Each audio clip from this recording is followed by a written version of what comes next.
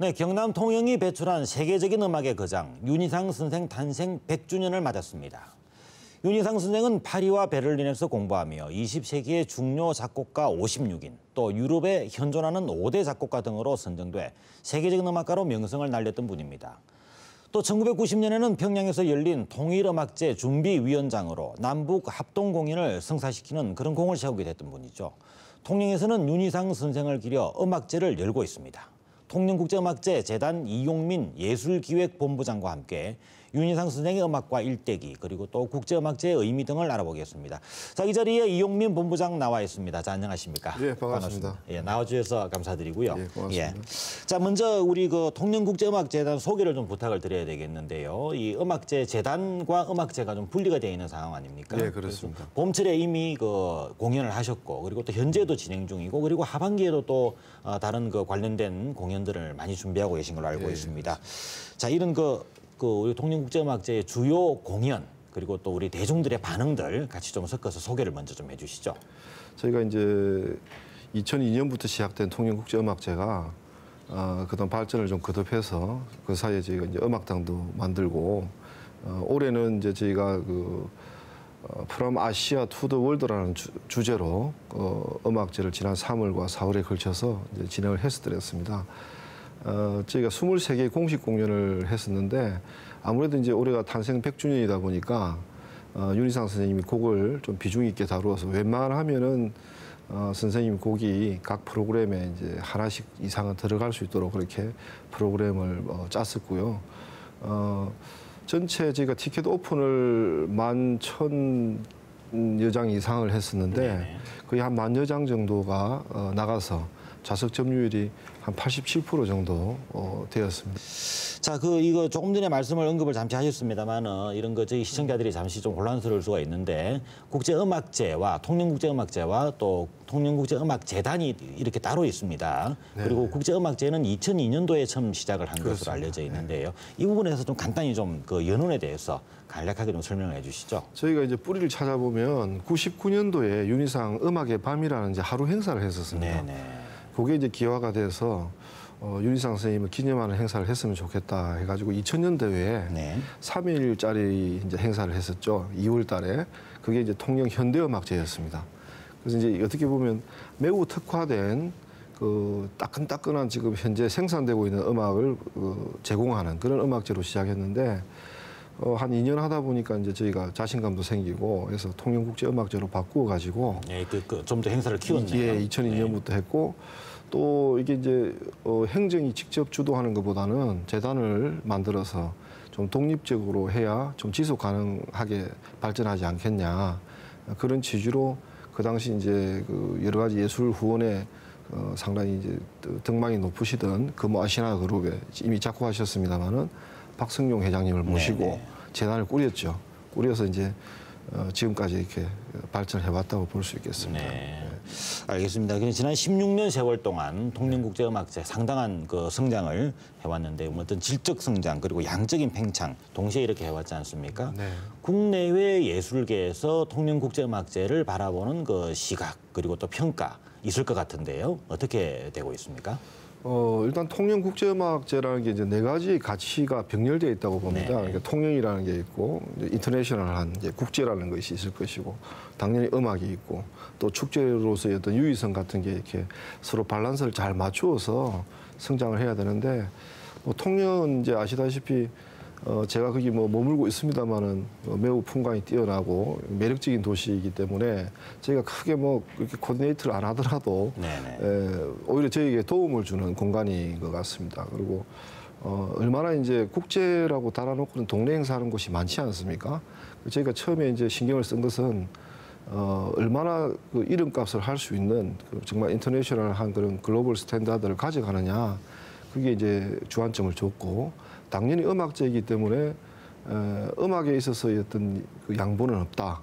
그래서 이건 대중과의 어떤 영합도 사실은 좀 불필요하다고 처음에 생각을 했습니다. 네, 정말 이런 그 출연진들 그리고 통영에서 연주를 하는 이런 그 단체 오케스트라 이런 면면만 보더라도 정말 통영국제음악제가 세계적인 그런 그 음악제로 성장을 하고 있다 이 짐작을 할 수 있겠는데요.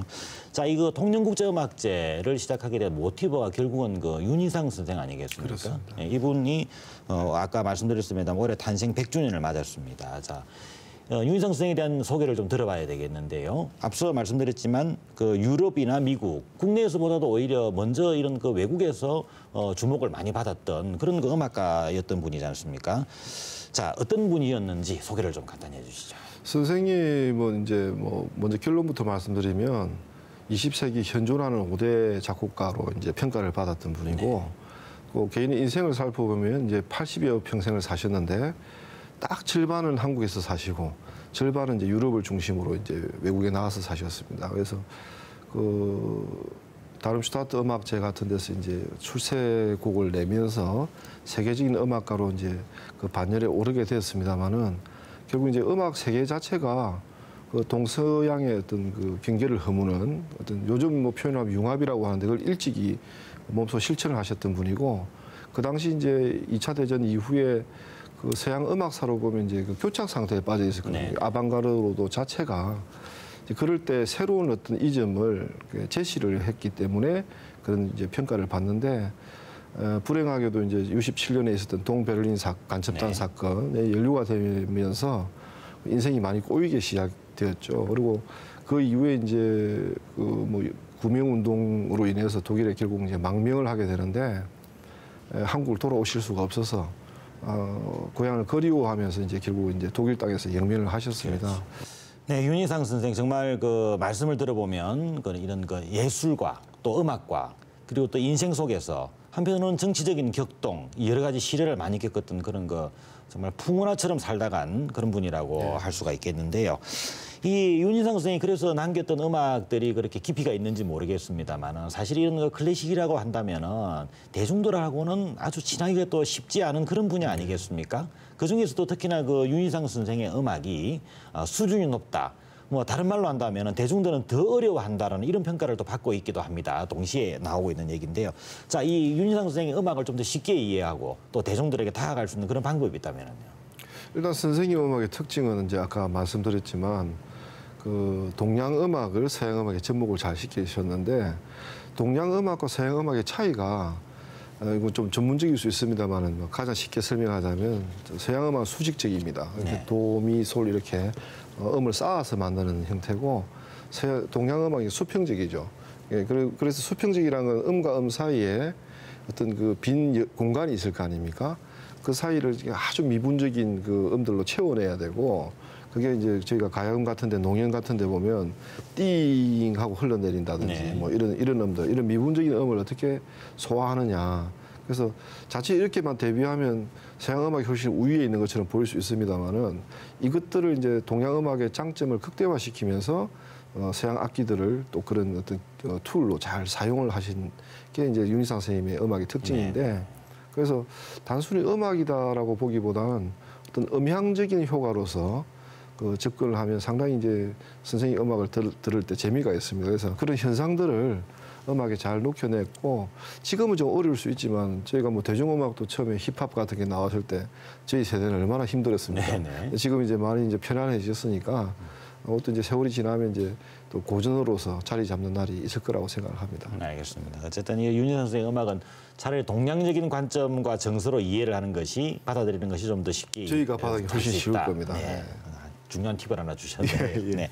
자, 우리 그 지금 그 통영국제음악재단이 그 국제음악당을 같이 운영을 하고 계시지 않습니까? 네, 맡아서 운영을 하고 계신데 통영국제음악당이 정말 그 통영 같은 그 중소도시에서 이런 그 대형 음악당 또 세계적인 수준의 음악당을 갖기가 쉬운 일이 아닌데 아주 지역민들의 큰 노력 끝에 지역에 들어서게 돼서 운영이 되고 있습니다. 음악당이 들어선 이후에 여러 가지 변화가 있을 것 같은데요. 소개를 좀 해주신다면요. 예, 뭐 그 전에 사실 뭐 아주 단순하게 이야기하면 시민문화회관을 저희가 이제 홈시어터로 썼는데 훌륭하신 이제 연주자들이 와가지고 아무래도 공연장 음향 시설이 나쁘니까 이제 충분히 관객들에게 감동을 전하는데 좀 애로가 있었습니다. 근데 지금은 저희가 그걸 극복한 정도가 아니고 국내 최고의 음향을 가지고 있습니다. 뭐 많은 전문가들이 그렇게 말씀하셔서 상징적으로 작년 같은 경우에 이제 도이치 그라모폰이라고 그 음반 레이블이 있지 않습니까? 거기서 이제 국내 최초로 저희 음악당에 와서 녹음을 해서 음반을 출시를 했습니다. 그걸 제가 처음에 보고 니까 뒤에 이렇게 그 크레딧에 이렇게 통영국제음악당에서 녹음했다는 게 있는데 감동이 정말 물밀듯이 밀려왔습니다. 그래서 아시아에서도 뭐 두세 번째 손가락에 드는 그런 이제 음향이 갖추어진 공연장이다 이렇게 볼 수 있겠을 것 같습니다. 네, 아주 자부심과 자랑을 많이 해주셨는데. 네, 자랑하려고. 알겠습니다. 자, 대담을 마무리를 해야 될 시간인데요. 그 세계적인 음악가라는 평가를 받는 만큼 또 윤희상 선생님 관련된 이런 음악제를 발전시키기 위한 고민 많으실 것 같습니다. 마무리 말씀과 함께 같이 해주시죠. 예, 저희 이제 재단에서는 뭐 지금까지 한 16년째 그래 왔듯이 선생님의 음악에 더 집중하고 그걸 좀 더 많은 분들에게 이제 공유하는 그런 걸 목표로 해서 갈 생각입니다. 단지 뭐 때때로 정치적인 상황이나 이런 게 있을 때마다 선생님의 이념 문제라든지 사상 뭐 이런 걸 가지고 이제 문제가 좀 되기는 합니다만은 이 정도 우리가 이제 민도가 좀 높아지고 했으니까 국가가 어쨌든 좀 가해한 부분에 대해서도 우리가 좀 인식을 해야 된다고 보고요. 그래서 이런 것들도 조금 더 냉정하게 이쪽 저쪽 의견들을 좀 볼 수 있는 그런 토대에서 한 예술가를 제대로 평가할 수 있는 그런 환경이 좀 조성이 됐으면 좋겠고 저희는 어쨌든 뭐 그동안 해왔던 대로 열심히 선생님의 음악 세계를 조명하는데 진력을 다하도록 하겠습니다. 네, 지금까지 통영국제음악제재단 이용민 예술기획본부장과 함께 통영국제음악제 그리고 윤희상 선생에 대해서 이야기 나눠봤습니다. 자, 이용민 본부장님, 윤희상 선생의 음악 세계 그리고 또 클래식 음악의 대중화 그리고 또 통영을 국제적인 음악 도시로 키우는데 또 많은 공 들여주시길 바라고요. 저희도 국제음악제 계속 성장하고 발전하는 모습 같이 지켜보도록 하겠습니다. 오늘 출연해 주셔서 감사합니다. 네, 고맙습니다.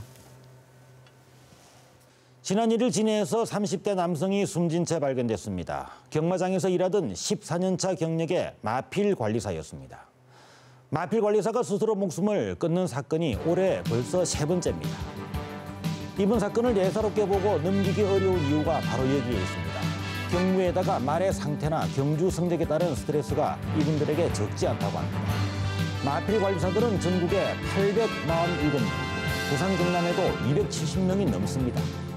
사고가 잇따르고 나서야 마사회가 특별감사를 하고 재발 방지 약속을 했습니다.